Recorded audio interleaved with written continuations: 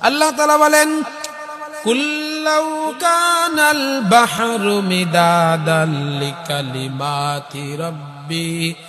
লানাফিদাল বাহরু ক্বাবলা আন তানফাদা কালিমাতু রাব্বি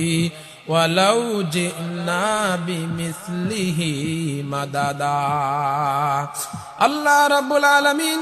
এই কোরআনে কারিমের আয়াতের মধ্যে বলেন, এই কোরআনে কারিমের আয়াতটুকু হলো কোরআনে কারিমের সূরাতুল কাহফের শেষ অংশ। এই আয়াতের মধ্যে আল্লাহ রাব্বুল আলামিন বলেন, যদি এই পৃথিবীর সমস্ত নদী এবং সাগর মহাসাগরের পানিগুলোকে কালি বানানো হয়, আর ওই কালি দ্বারা যদি আল্লাহ সুবহানাহু ওয়া তাআলার প্রশংসার বাক্যগুলি লেখা হয়, আল্লাহ রাব্বুল আলামিনের গুণ সিফাত সবকিছু